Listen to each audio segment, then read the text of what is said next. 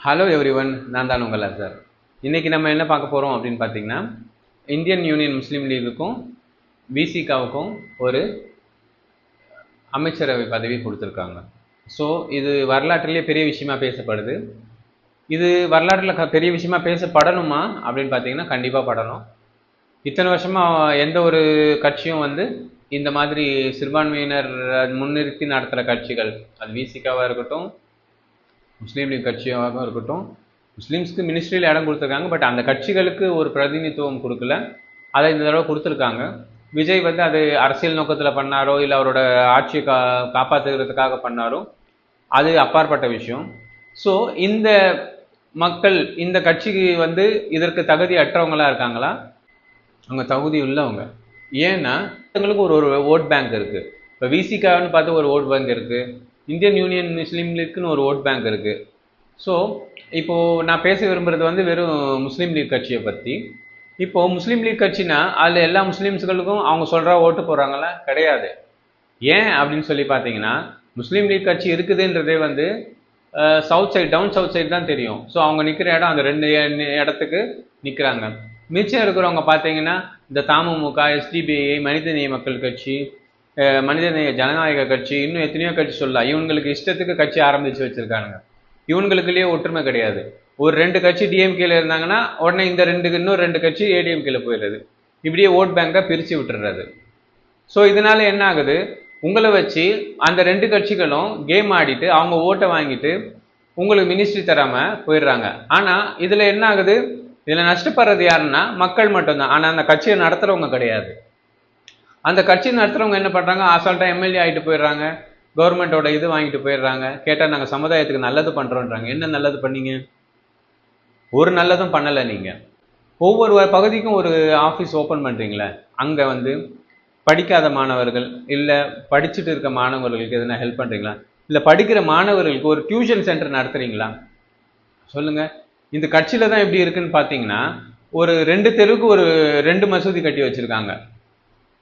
எதுக்குன்னு பார்த்தீங்கன்னா, ஏற்கனவே ஒரு மசூதி தான் இருந்திருக்கும்.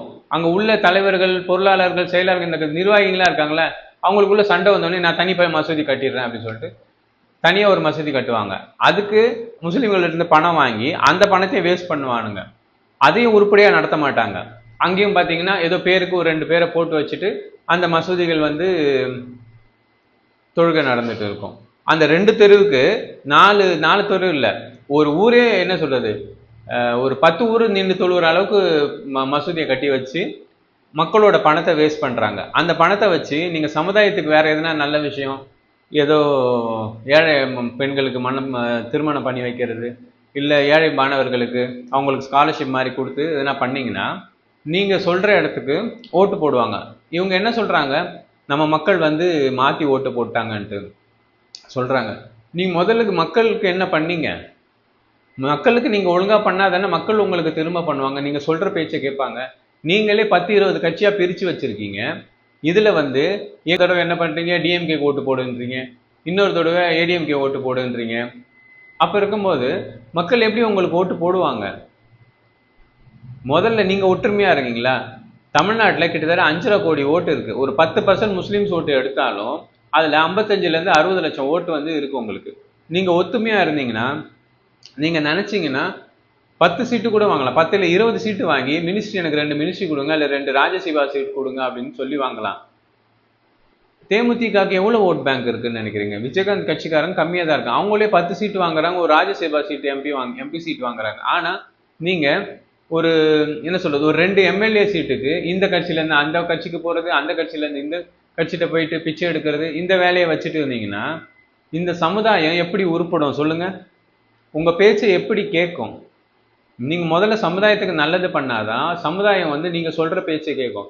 20 கட்சி வச்சுருக்கீங்களே, எல்லாரும் சேர்ந்து ஒரு கட்சியை வைங்க. எல்லாரும் சேர்ந்து பிடிமானமாக நில்லுங்க.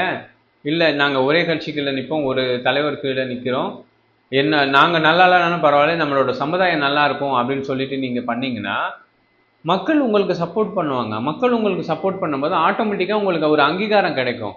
இப்போ கிடைக்கிற 2 எம்எல்ஏக்கு பதிலாக உங்களுக்கு 20 எம்எல்ஏ கிடைப்பாங்க, 2-3 மினிஸ்ட்ரி கிடைப்பாங்க. இப்போ நம்ம ஒரு மினிஸ்ட்ரி கிடைச்சதுக்கே இப்போ நீங்கள் பார்த்தீங்கன்னா குதூகலிச்சுட்டு இருக்கீங்க, ஃபயர் விட்டுட்டு இருக்கீங்க.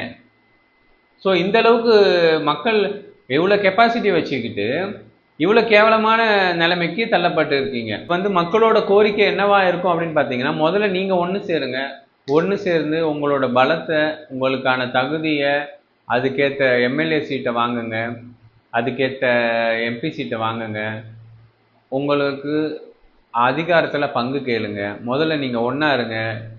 எல்லாருக்குமே முஸ்லீம் சமுதாயம் மட்டும் கிடையாது, எல்லா சமுதாய மக்களும் சரி, அவங்க ஒற்றுமையாக இருந்தாலே கண்டிப்பாக அவங்களுக்கான அதிகார பகிர்வு கிடைக்கும். மறக்காமல் என்னோடய பேஜை லைக் பண்ணுங்கள், சப்ஸ்கிரைப் பண்ணுங்கள், உங்கள் ஃப்ரெண்ட்ஸுக்கு ஷேர் பண்ணுங்கள். ரொம்ப நன்றி.